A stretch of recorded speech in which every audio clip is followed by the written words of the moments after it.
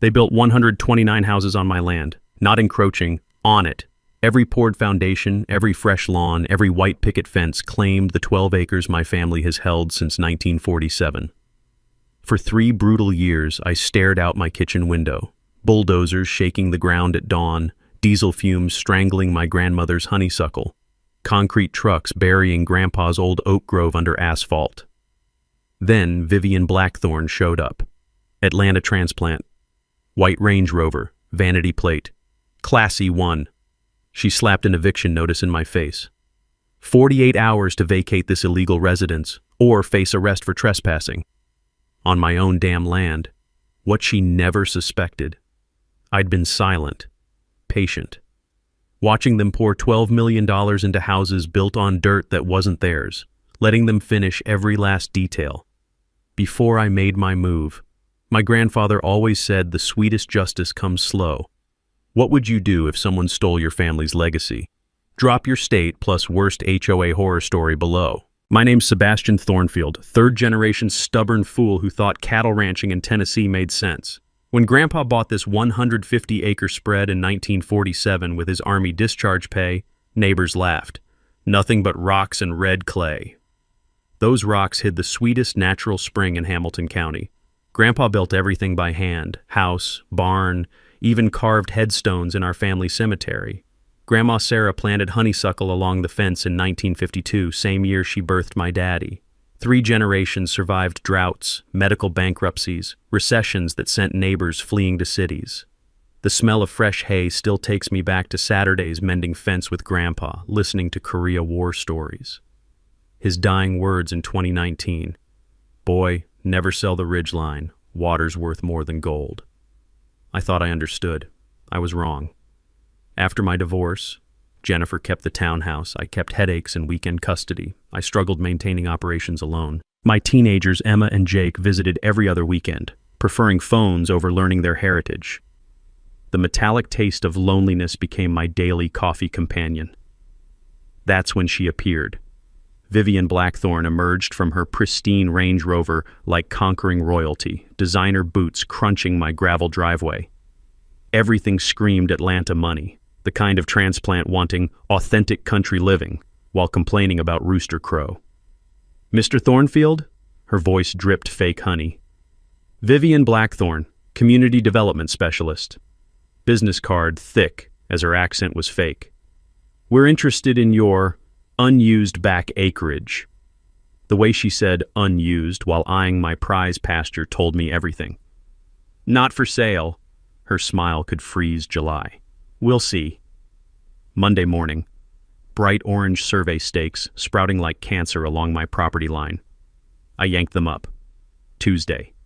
They returned, multiplied. Wednesday. I pulled them again, angrier. Thursday, twice as many, tagged "Property of Blackthorne Development." The sound of hammering stakes into my soil felt like nails in my grandfather's coffin. Vera's Diner served as unofficial town hall where gossip traveled faster than bad weather. Vera Martinez had slung coffee and wisdom since before I existed, weathered hands mixing biscuit dough while dispensing truth to anyone listening. The sweet aroma of her famous cinnamon rolls couldn't mask the bitter tension dividing our town. "That Blackthorne woman's making rounds," Vera said, coffee refill automatic. "Talking modernization. Course, she ain't consulted anyone actually from here." Sheriff Pike squeezed his ex-linebacker frame into my booth. "Sebastian, they filed development permits, claiming you agreed to sell." The bitter taste of betrayal flooded my mouth. "That's bullshit." "Figured, but they got paperwork, signatures. County Clerk Stephanie Morton fast-tracked everything." Morton, Vivian's sorority sister from some Atlanta finishing school. Apparently, Silver Spoon networks run deeper than Tennessee roots. Old Ezra Dobson, retired surveyor and Grandpa's best friend, leaned over from the next booth. "Boy, you got your grandfather's old property maps? Might want to dig 'em out." The way his weathered eyes twinkled told me he knew something important. Within weeks, diesel engines invaded my dawn peace. Sweet honeysuckle choked on exhaust fumes. Concrete trucks rumbled over Grandpa's proposal spot, that oak grove where he'd asked Grandma to marry him in 1948. The crunch of heavy machinery tracks on sacred ground sounded like bones breaking.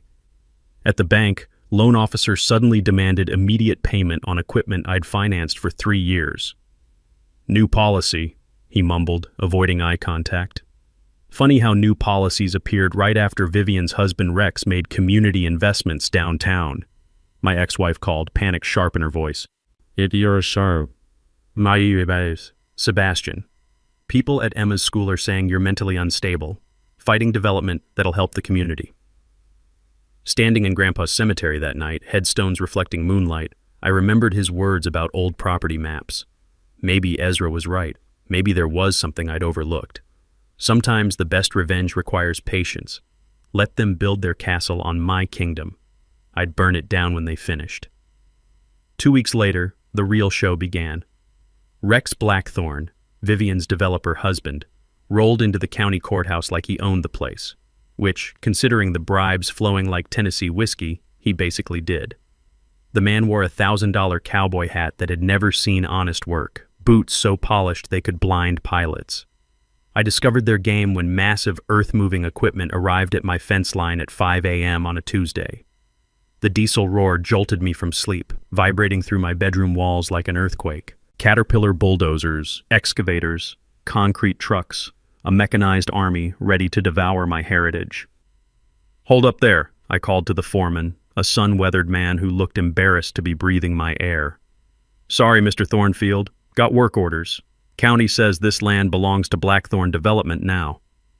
The metallic taste of rage flooded my mouth, like sucking on old pennies while watching your childhood burn.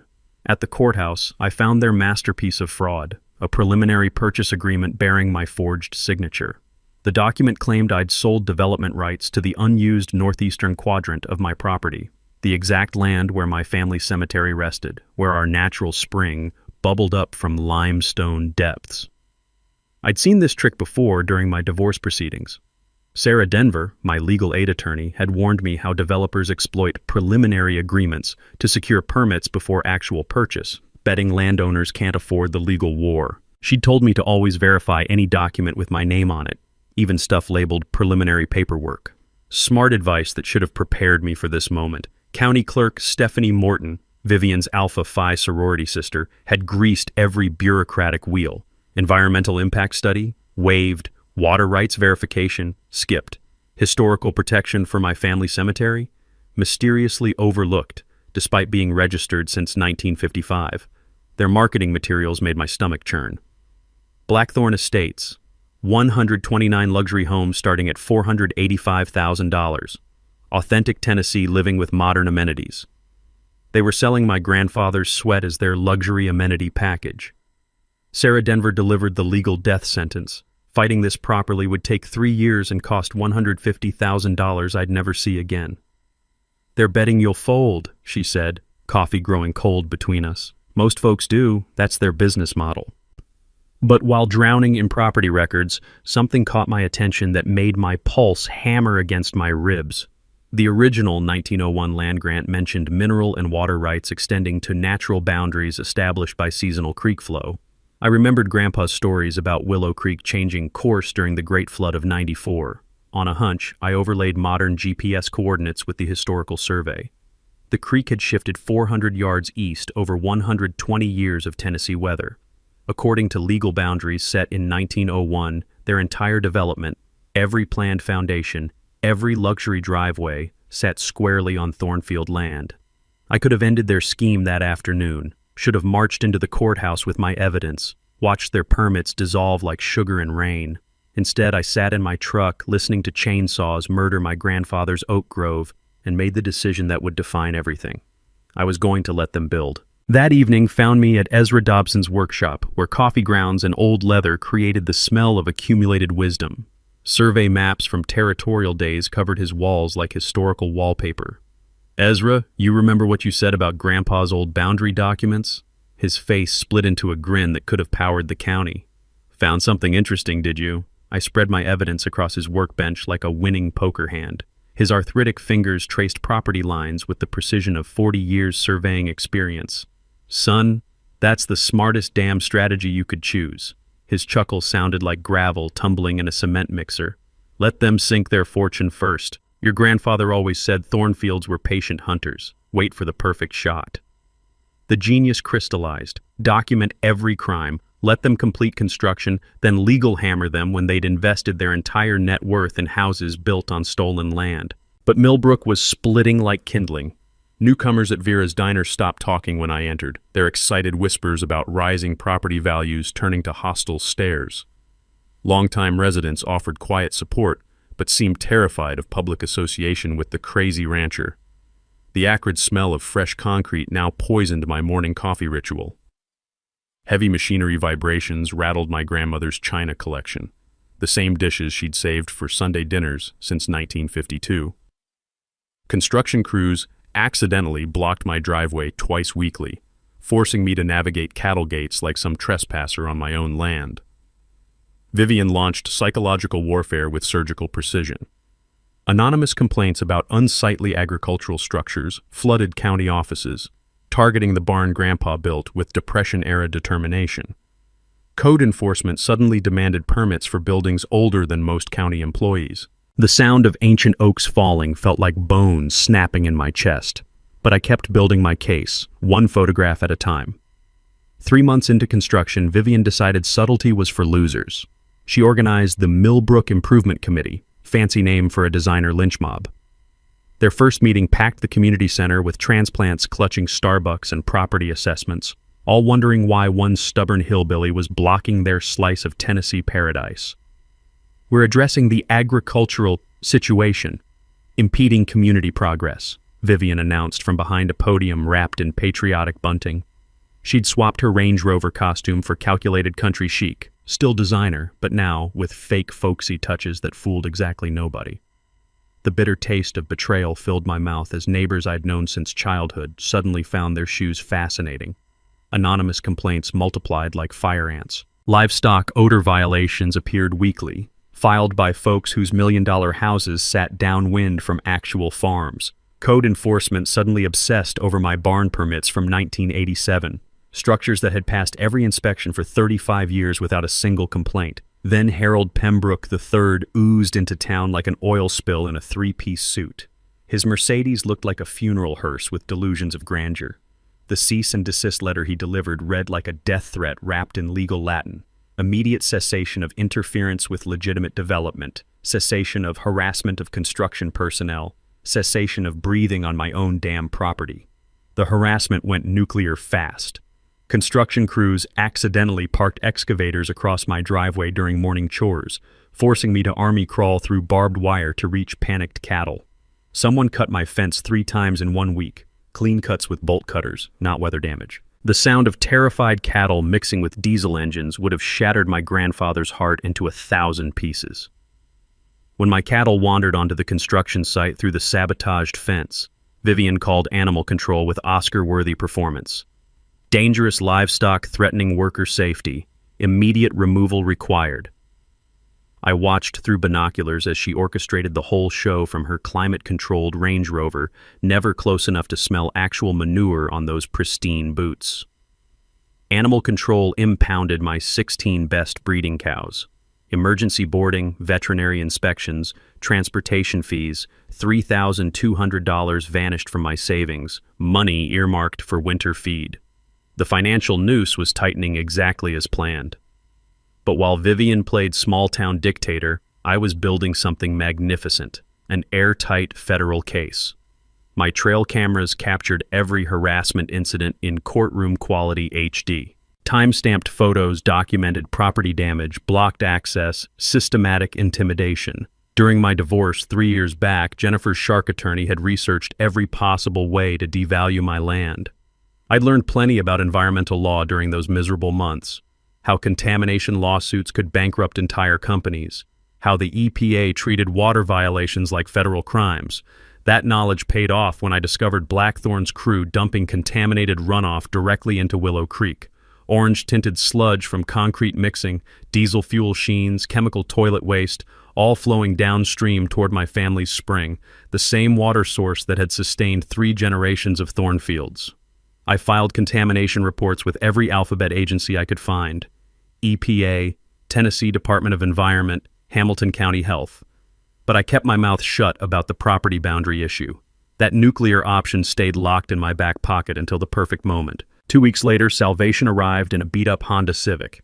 Diana Reeves looked like she'd raided a law school thrift store, but her credentials were solid gold. Environmental Justice Legal Collective, with a track record of destroying corporate polluters. She'd been tracking blackthorn development across 3 states like a bloodhound following fresh scent. "Your complaint lit up our entire network," she said, spreading files across my kitchen table like a crime scene investigation. The sharp smell of fresh printer ink mixed with her gas station coffee as she revealed their pattern. Rex and Vivian aren't just greedy, they're serial environmental criminals. Newspaper clippings from Georgia, Alabama, North Carolina told the same story.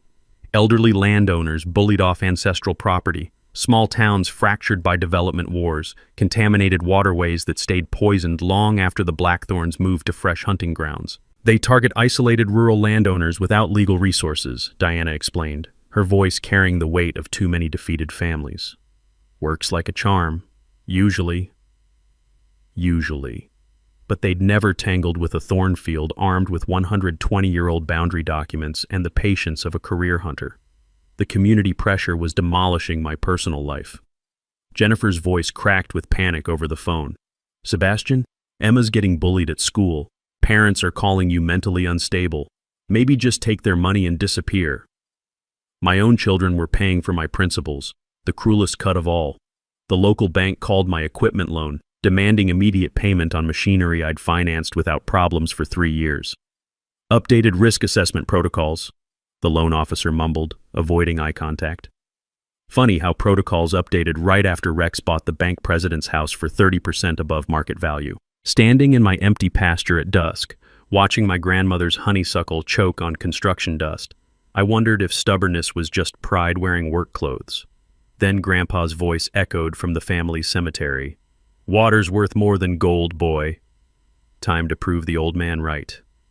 By month 6, Vivian quit playing games and went straight for my throat.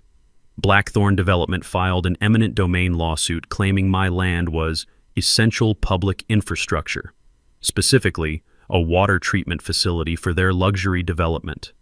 The irony burned like cheap whiskey, stealing my land to process water from the spring they'd already stolen. Their strategy was corruption wrapped in patriotism. Partner with Millbrook City Council to rezone my property as critical municipal infrastructure, force a below-market sale for the greater good. Mayor Thompson, whose campaign Rex had bankrolled with suspicious timing, called it progress benefiting all citizens. All citizens except the one who actually owned the damn place. The Millbrook Gazette published a front-page character assassination that read like Vivian's personal diary. "Selfish rancher blocks affordable housing." The article painted me as a greedy land hoarder, preventing working families from achieving homeownership.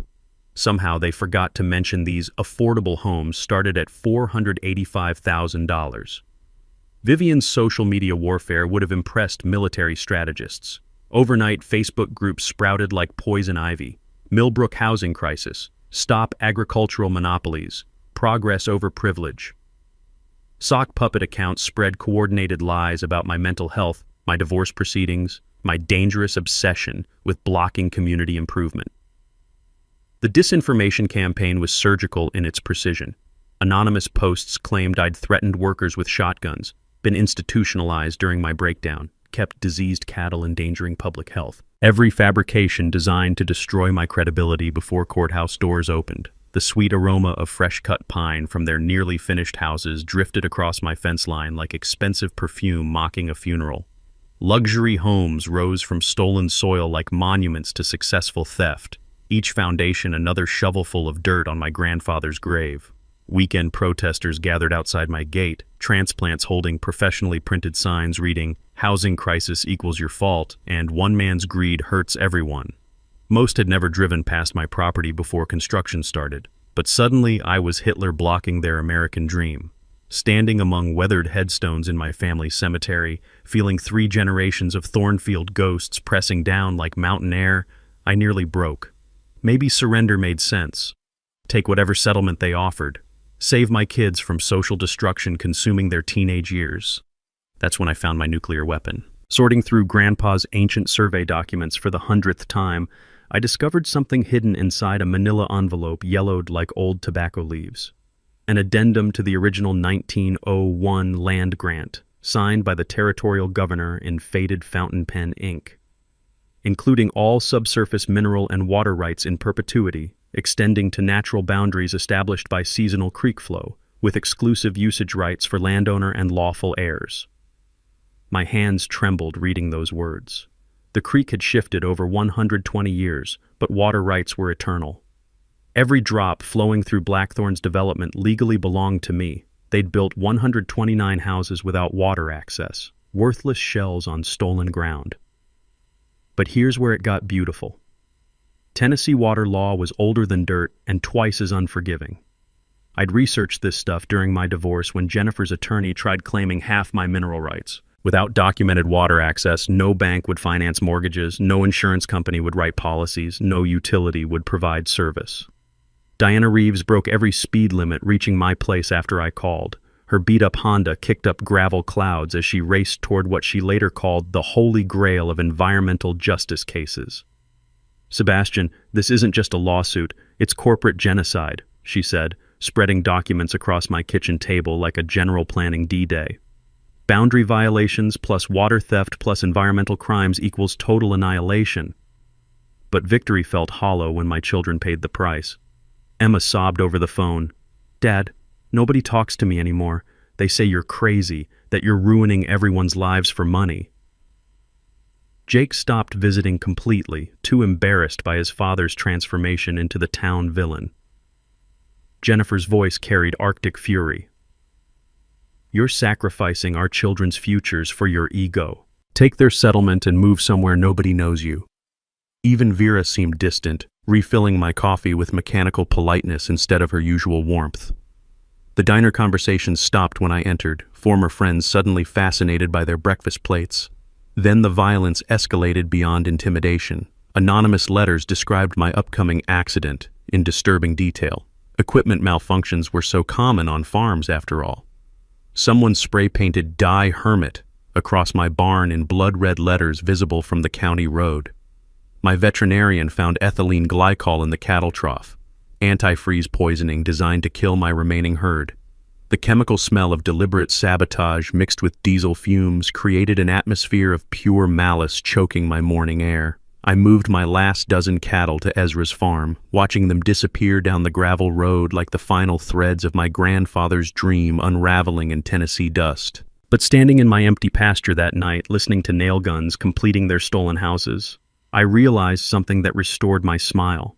They were almost finished building their fortune on my land, which meant I was almost ready to take every penny of it. The breakthrough came at 2 a.m. on a rain-soaked Tuesday, fueled by black coffee and the kind of desperation that makes men discover buried treasure. I'd been drowning in legal documents for Diana's federal case when my elbow knocked over a stack of Grandpa's papers. As I gathered the scattered mess, yellowed pages slipped from inside a leather portfolio I'd never opened, the smell of old tobacco and cedar rising like ghosts from the past.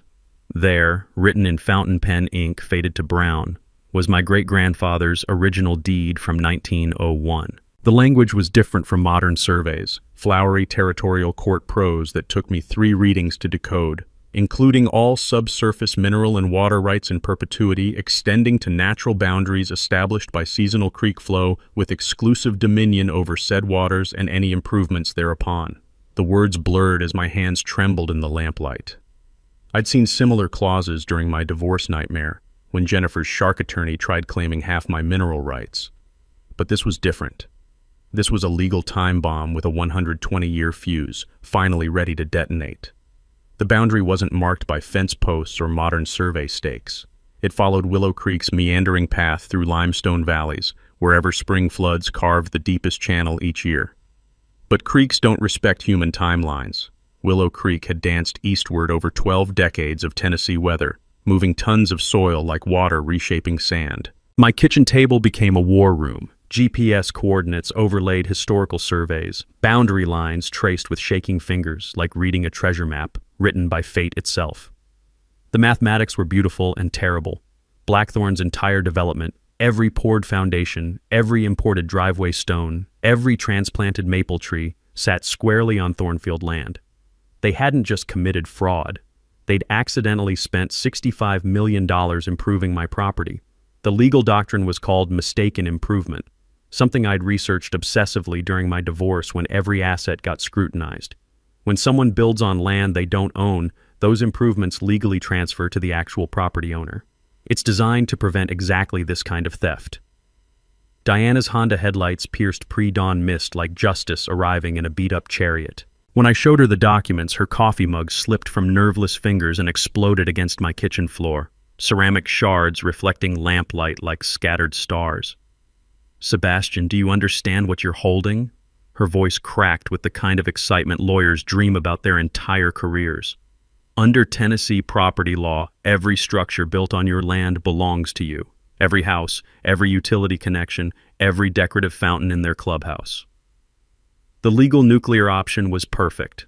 Blackthorn Development had accidentally donated $65 million in luxury real estate while committing multiple felonies in the process. But the human cost hit harder than legal victory.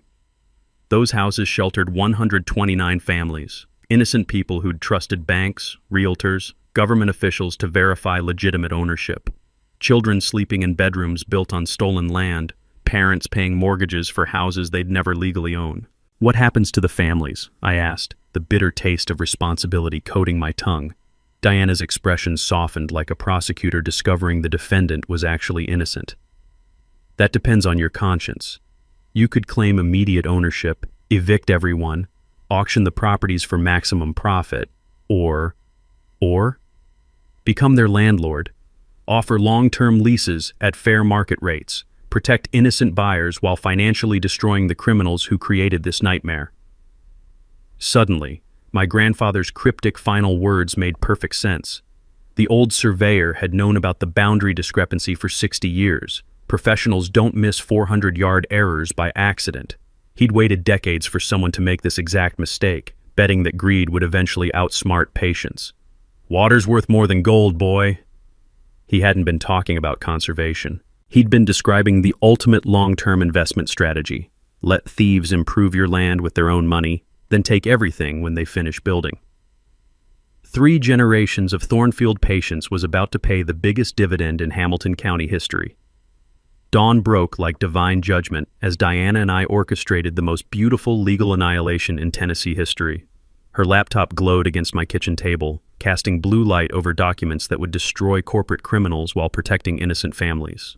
Fresh coffee mixed with the metallic taste of approaching victory, sweet as grandmother's honeysuckle before Vivian's machines murdered it.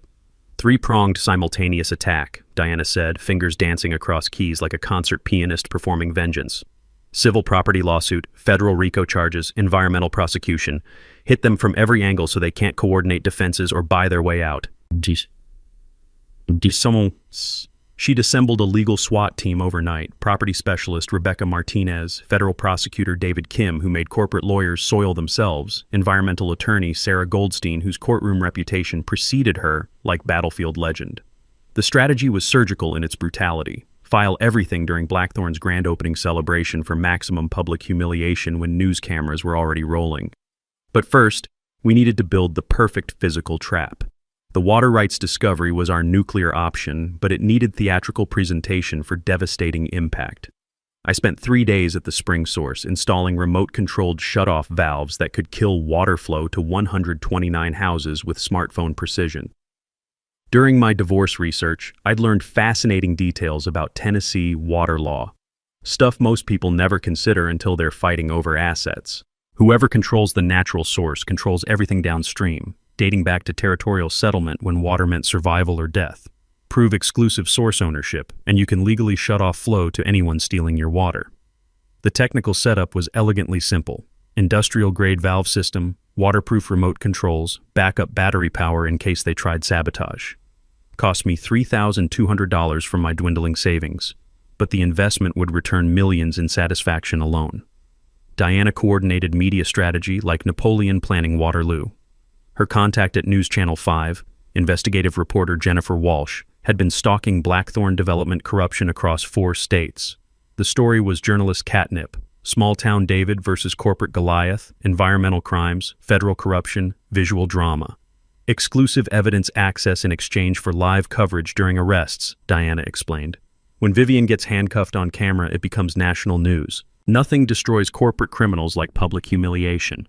Social media live streaming provided backup if traditional media chickened out. Modern justice required public witnesses. Courthouse battles weren't enough when criminals bought judges like baseball cards. I rallied my remaining allies for the final assault. Sheriff Pike agreed to coordinate federal arrests, his loyalty to my family outweighing political pressure from Blackthorn bribes. Sebastian, your grandfather saved my daddy's farm during the '73 drought. Time to return the favor. Vera transformed her diner into resistance headquarters, organizing longtime residents tired of watching transplants destroy our community. The smell of bacon grease and righteous anger created an intoxicating atmosphere of pending justice. Ezra provided unshakable historical testimony about property boundaries, his 4 decades surveying experience giving my grandfather's deed courtroom credibility that money couldn't buy. The emotional preparation cut deeper than legal strategy.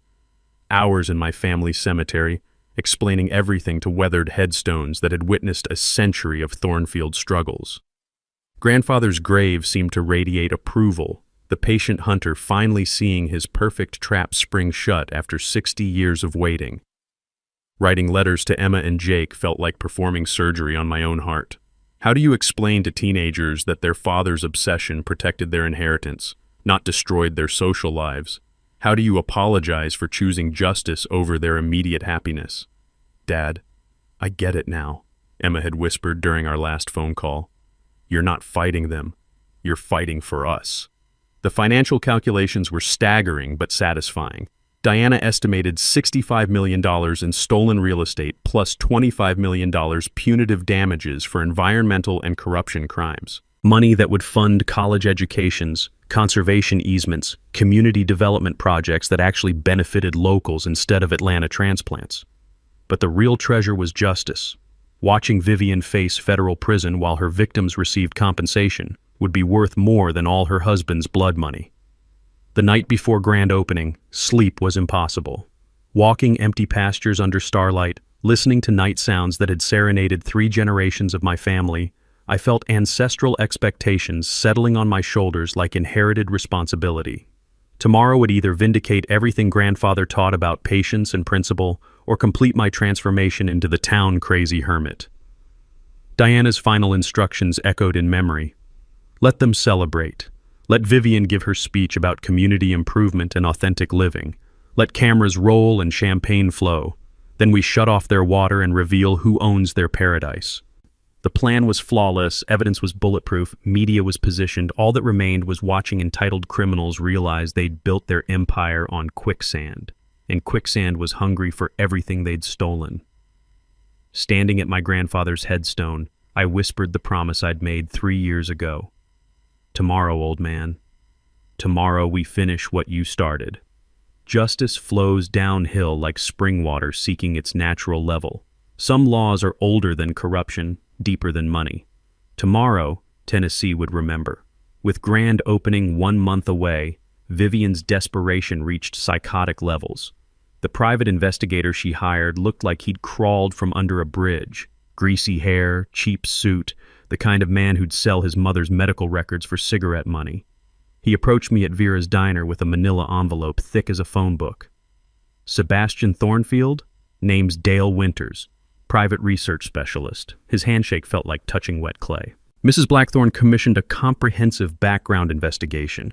Interesting findings about your financial difficulties. The envelope contained 3 years of my financial records, bank statements, divorce proceedings, medical bills from my dad's cancer treatment. Information no legitimate investigator could have obtained without breaking federal privacy laws. Seems you owe considerable money, Winters continued, coffee breath mixing with cheap cologne. Might be wise accepting Mrs. Blackthorn's generous settlement offer before these documents become public knowledge. The threat was crystal clear. Accept their buyout or face financial humiliation designed to destroy my credibility before any courthouse battle. But Vivian's bribery campaign was just beginning.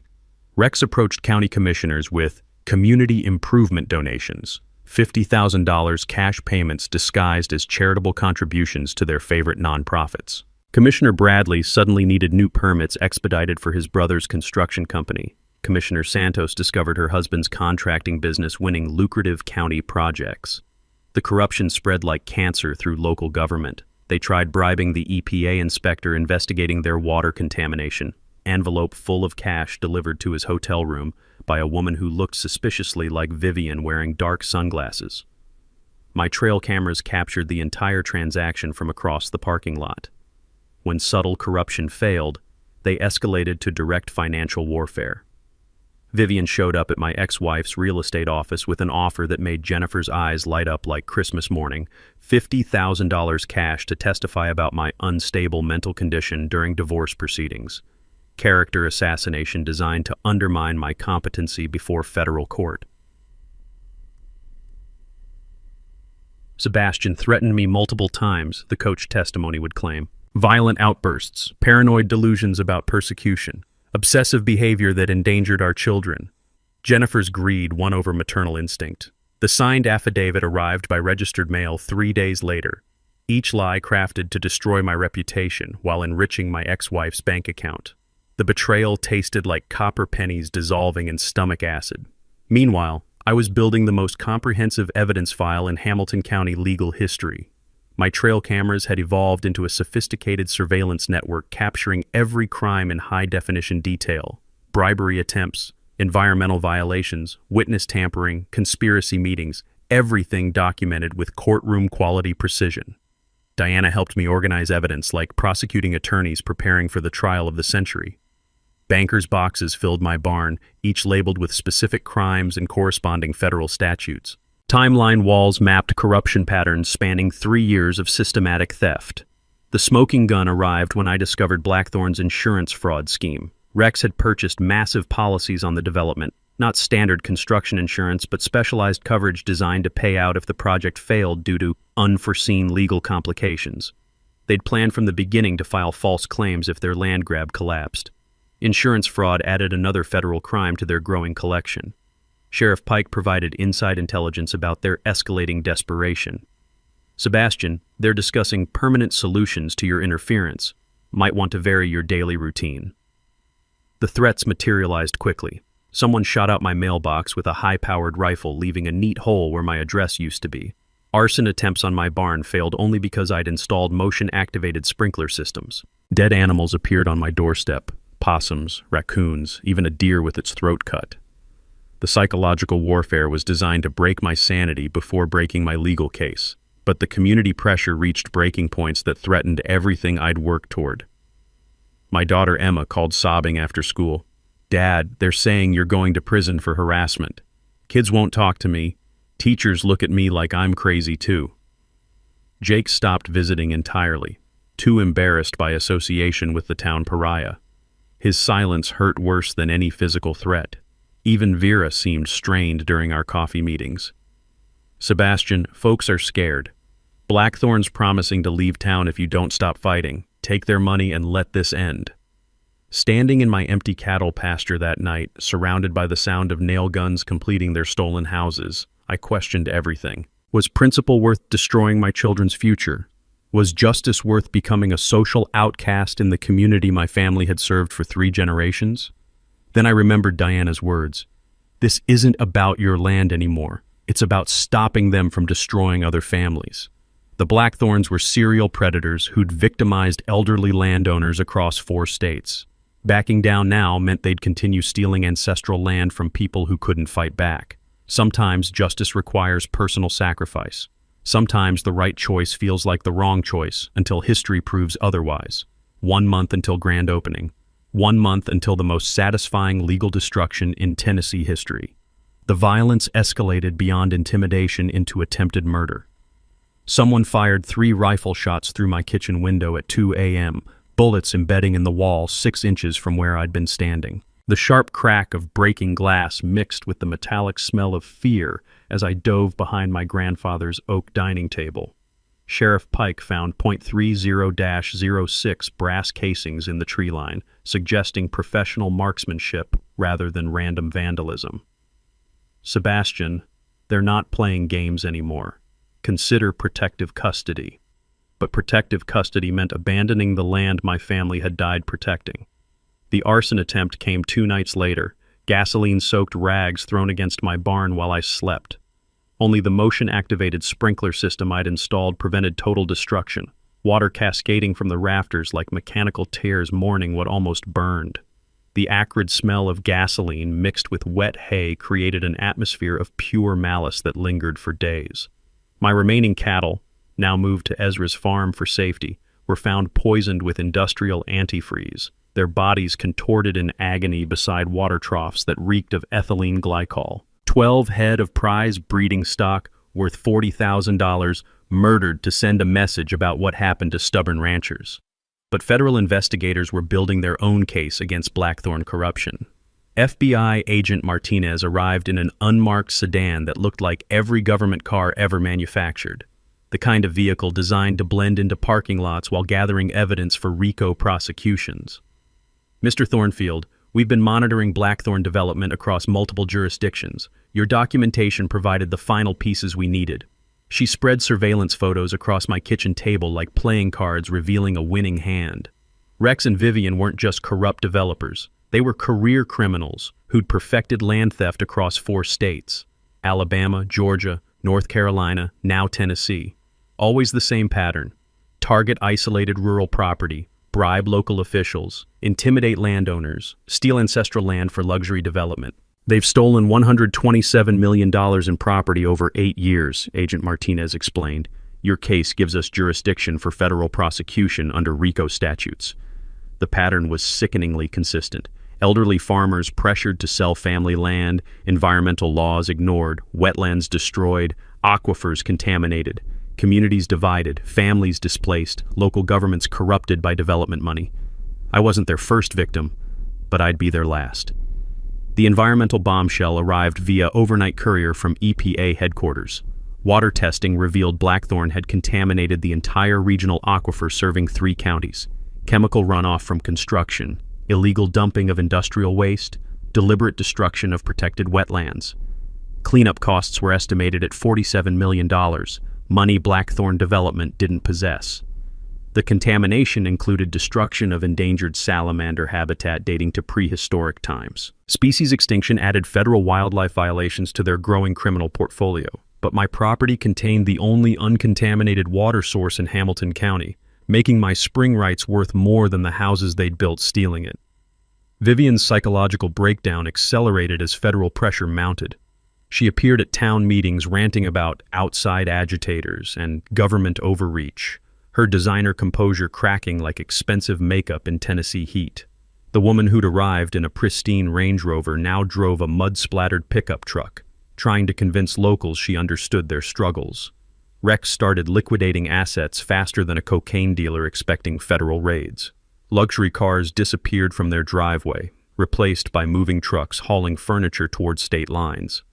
Swiss bank account withdrawals triggered federal monitoring systems designed to catch money laundering. They knew the walls were closing in.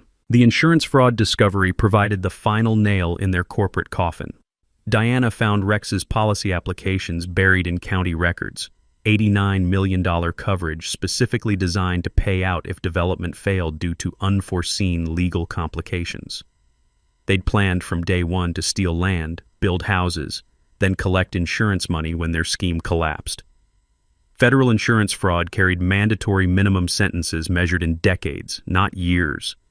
My family relationships reached their lowest point as grand opening approached. Emma called crying, "Dad, Mom says you're going to prison and we'll lose everything. She says you're choosing revenge over your children." Jennifer's manipulation was masterful, turning my quest for justice into selfish abandonment of parental responsibility. But I couldn't explain federal cooperation without compromising the investigation. The isolation was suffocating, eating alone while construction crews celebrated completing their final houses, sleeping with loaded shotgun beside my bed, checking trail cameras each morning for evidence of new sabotage attempts. Even Ezra seemed worried during our evening conversations. "Boy, you sure this is worth losing your family?" Standing at my grandfather's grave that final week, I made peace with the personal cost of seeking justice. Some principles matter more than popularity. Some fights are worth losing everything to win. The taste of anticipation was sharp as spring water, electric as storm clouds gathering over distant mountains. In 72 hours, Vivian and Rex would face federal arrest warrants during their grand opening celebration. 3 years of patience was about to pay the ultimate dividend. Justice flows like water seeking its level, sometimes fast, sometimes slow, but always inevitable. Saturday morning arrived pristine as a postcard, not a cloud in the Tennessee sky to dampen Blackthorn's grand opening celebration. Red carpet stretched across stolen soil like a bleeding wound, leading to a ribbon-cutting ceremony that would crown 3 years of systematic theft.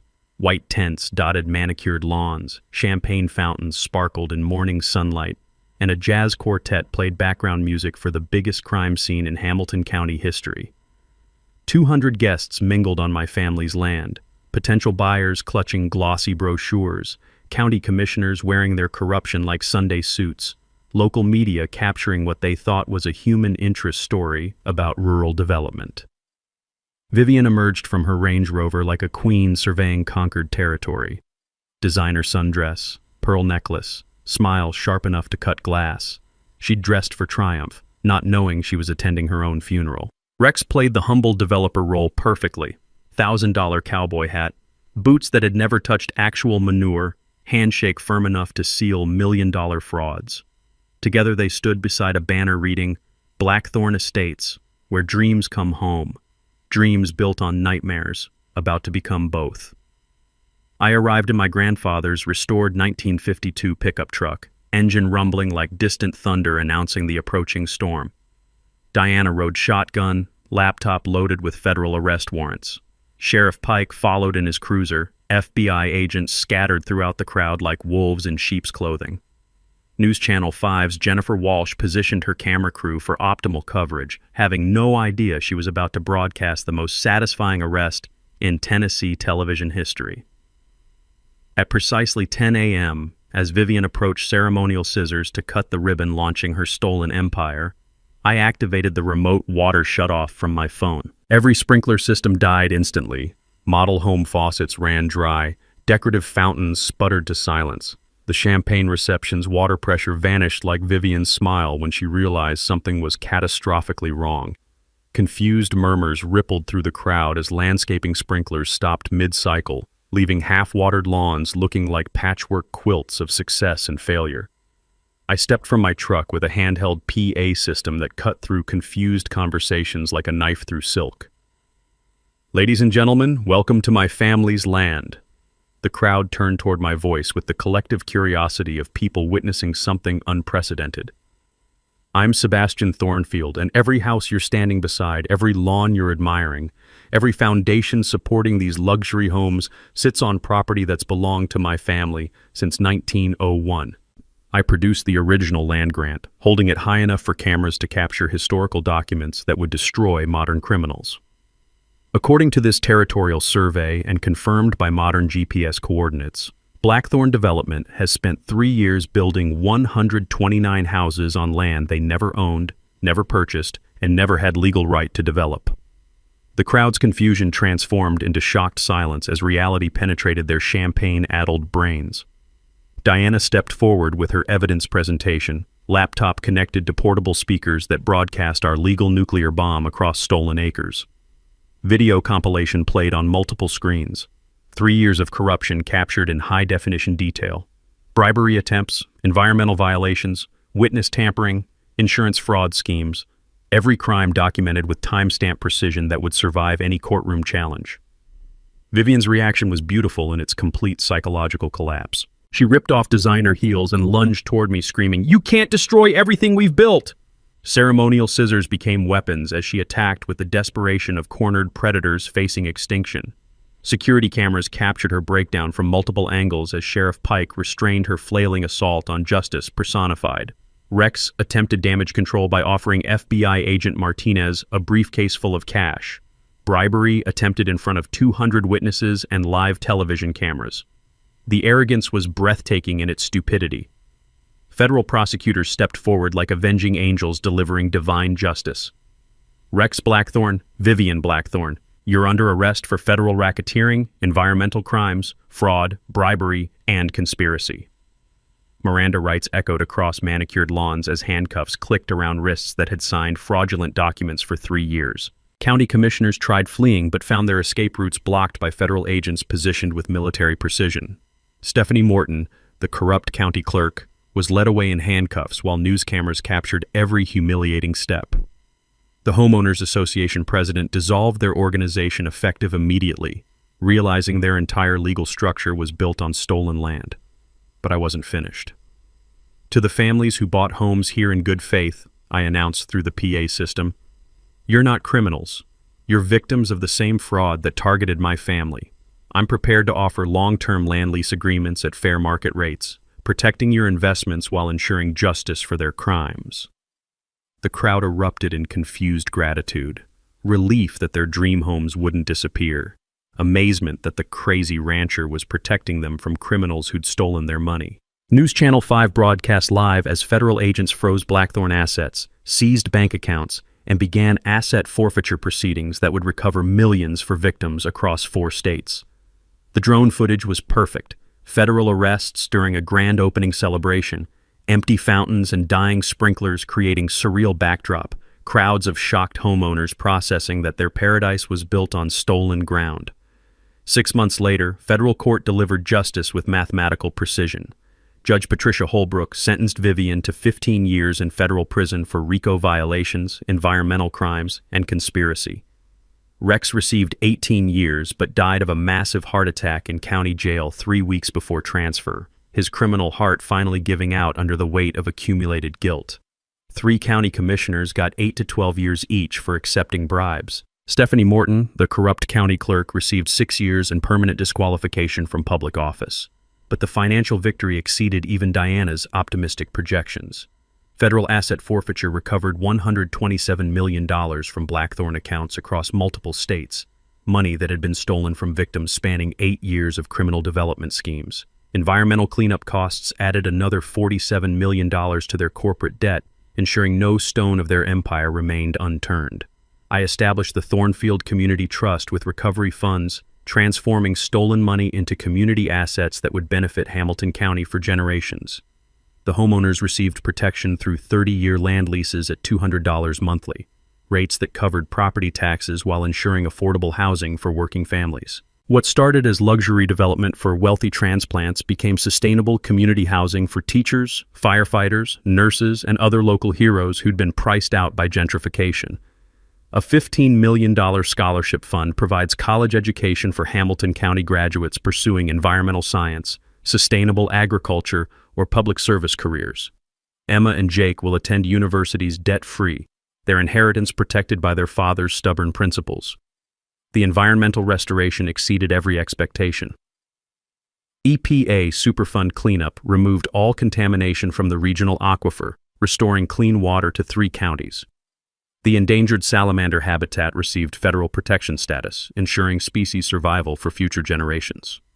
Organic certification for my remaining farmland opened markets for sustainable beef that commands premium prices from Nashville restaurants. The natural springs became centerpiece of county ecotourism initiatives, drawing visitors who spend money at local businesses instead of enriching corporate developers. My personal life healed in ways I'd never dared hope. Emma and Jake now visit every weekend, proud of their father's fight for justice instead of embarrassed by his reputation. "Dad, you're like a superhero who uses law books instead of superpowers," Jake told me during our last fishing trip. Jennifer publicly apologized for her testimony, admitting Vivian's bribe had tempted her during financial difficulties. "I should have trusted you instead of trusting their money," she said. "You were protecting our children's future while I was endangering it." Vera and I married last spring in a ceremony held beside the natural springs, surrounded by friends who'd supported justice through the darkest times. She makes the best biscuits in Tennessee and coffee strong enough to wake the dead, perfect qualities in a partner for life. The annual Thornfield Springs Festival celebrates local agriculture, environmental conservation, and community resilience. Farmers markets every Saturday provide income for rural families while connecting urban consumers with sustainable food sources. A youth conservation corps teaches environmental stewardship to teenagers, ensuring the next generation understands the connection between clean water and community survival. But the larger impact reaches beyond Hamilton County boundaries. My case became required study material in property law schools, demonstrating how patience and documentation can defeat corporate corruption. Environmental groups use our victory as template for fighting illegal development nationwide. Federal legislation strengthened protections for rural landowners, making it harder for developers to exploit isolated communities through bribery and intimidation. The Thornfield Act requires federal oversight of any development project involving disputed property boundaries. Standing at my grandfather's grave each sunset, I report community progress to weathered headstones that witnessed a century of family struggles. We did it, old man. Water was worth more than gold, just like you said. The practical takeaways for anyone facing similar battles are simple but powerful. Document everything, verify property boundaries professionally, understand that water rights often matter more than surface ownership, and remember that federal agencies have resources local courts lack for fighting systematic corruption. Sebastian's victory proves that patience, preparation, and principle can defeat even the most corrupt opponents. By letting enemies invest everything before revealing their fatal errors, he turned their greed into his greatest asset.